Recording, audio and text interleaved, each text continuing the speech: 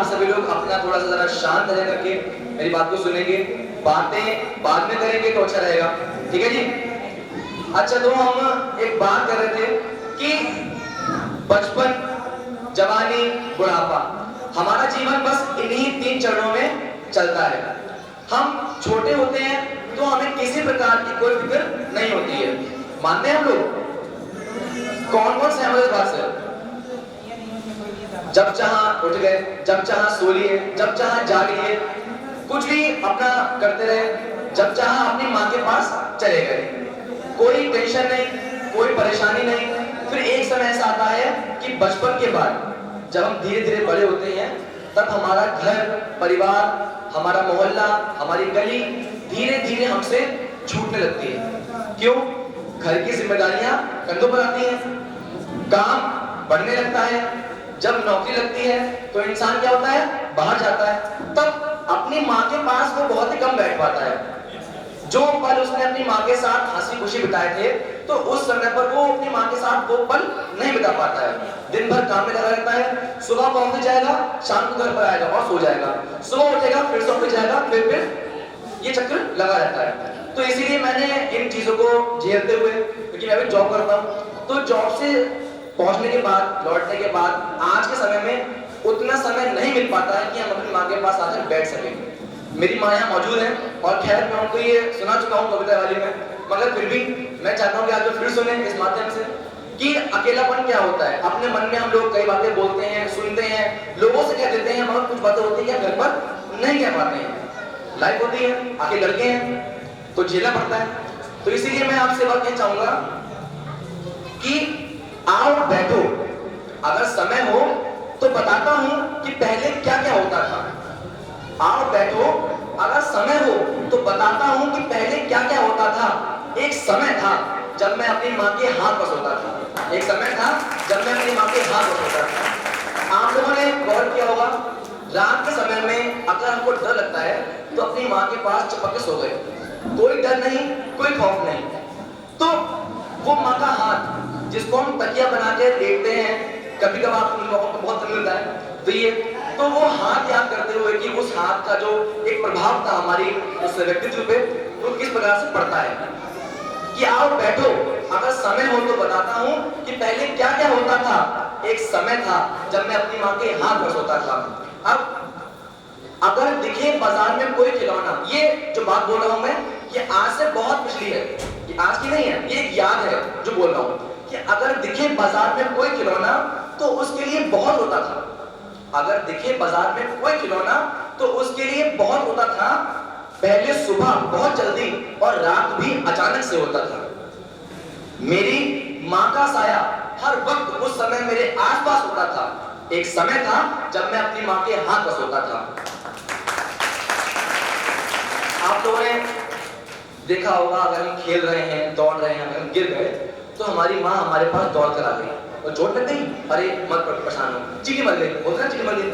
तो उसी का बोल रहा हूं कि जब लगती थी चोट मेरे और आंसू माँ की आंख में होता था, जब लगती थी चोट मेरे और आंसू माँ की आंख में होता था, जब घर की पूजा में माँ के साथ बैठकर मैं फूल पिरोता था, तब माँ का हाथ सर पे मेरे हमेशा होता था। एक समय था जब मैं अपनी माँ के हाथ पर सोता था। पिछले दिनों में कोई दिक्कत नहीं होती थी, मैं बोल चुका पहले में, तो इसीलिए खुशियों का लगा हर तरफ मेला होता था। खुशियों का लगा हर तरफ मेला होता था, तब भी न कभी मैं इस भीड़ में अकेला होता था। मेले का हर खिलौना उस समय सिर्फ मेरा होता था। एक समय था जब मैं अपनी माँ के हाथ पर सोता था। जब हम खेल के आते हैं, अब तो खैर खेलते नहीं है, सिर्फ ऑफिस तक, क्योंकि हमारा जो गेम बन गया है वो ऑफिस बन चुका है। ऑफिस पहुंचना है, वहाँ खेलना है, कंप्यूटर से खेलना है, उसके बाद घर पर आकर सो जाना है। तो ये इसके बाद कि जब खेल के आता था बाहर से तो पूरा शरीर थका हुआ होता था। जब खेल के आता था बाहर से तो पूरा शरीर थका हुआ होता था और घर में नाश्ता मेरे लिए पहले से ही लगा हुआ होता था।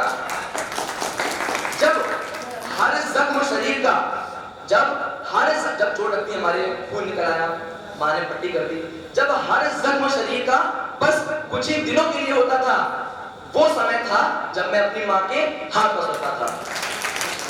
अब बच्चे ठीक थे, आज से क्या है, मम्मी आज ही पूछती हैं बेटा क्या बना लें खाने में, जो मन करे बना दो। पहले कहता नहीं नहीं नहीं तुम ये बनाओ ना, ये नहीं बनेगा मैं खाऊंगा नहीं, तुम्हें ये नहीं पसंद है, तुम्हें वो नहीं पसंद, मैं बनाऊं क्या मैं, पहले फरमाइश होती। पर अब क्या है कि खाने में 100 नखरे मैं करता रहता था, खाने में 100 नखरे मैं करता रहता था। दीदी से तो अब दीदी बात आ गई। देखिए बहन क्या होती है, हम दिन भर लड़ते हैं, दिन भर झगड़ेंगे, रात भर झगड़ेंगे, यहाँ तक कि आप विश्वास माने अगर रात हो गई है और सोने जा रहे हैं तब भी हम लड़े जा रहे हैं।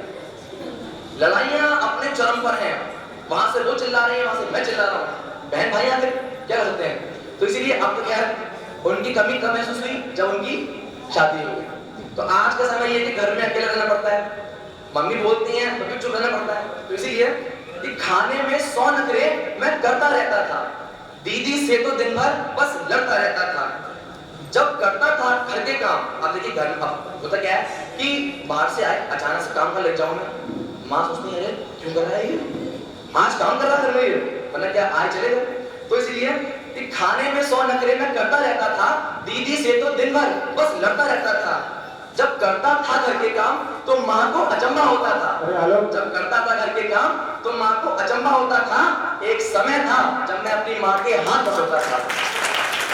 अब आखिरी पंक्तियां हैं तो वो सुनाता हूं आपको मैं कि आपने देखा होगा जब बारिश होती है, बारिश तो सब लोगों की फरमाइश होती है मम्मी ये बनाओ, मम्मी वो बनाओ, अरे मम्मी पूरी बनाओ, मम्मी समोसे बनाओ, होता ना।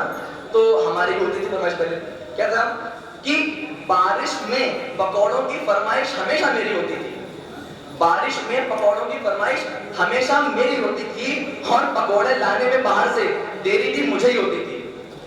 फिर भी गुस्सा तो बस हमेशा मेरी नाक पर होता था। एक समय था जब मैं अपनी माँ के हाथ पर सोता था। तो ये तो कुछ पंक्तियां थी जो मैंने लिखी थी, अब इसको मैं और आगे बढ़ा रहा हूँ, बढ़ते बढ़ते दिन हाथ पहुँचती है। तो बस इतना कहना चाहूंगा कि त्रुटियां बहुत होती हैं हम लोगों से, हम लोग दिन भर घर में काम नहीं करें कोई दिक्कत नहीं है, और क्या बाहर से आने के बाद हम लोग वो घर की रौनक, वो घर की हम लोग जो एक शक्ति बोलते हैं हम लोग उसको भूल जाते हैं। और क्या गलती मैंने बहुत की है, विश्वास मानिए कि मैंने गलती बहुत की है और मेरी गलतियों को मेरी माँ ने हमेशा ही दबा दिया है कि पापा को नहीं बताऊंगी चलो ना पिट जाओगे तो इसीलिए क्या है पिटना नहीं है। माँ अपनी मम्मी ने बहुत साथ दिया, इसलिए उनका बहुत बहुत शुक्रिया। माँ यहाँ बैठी है, मैं बहुत लकी हूँ कि मम्मी इतना बीमार होने के बाद भी आज मेरे साथ बैठी हैं और मैं इस मंच की अपनी एक क्या बोलते हैं प्रताप मानता हूँ कि आप सभी के आशीर्वाद से मेरी माँ आज जीवित हैं। उनके ऊपर जो कष्ट रहे,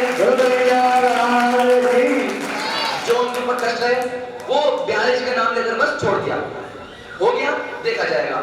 हमारे पिताजी ने जो किया भगवान का नाम लिया और लगा दिया।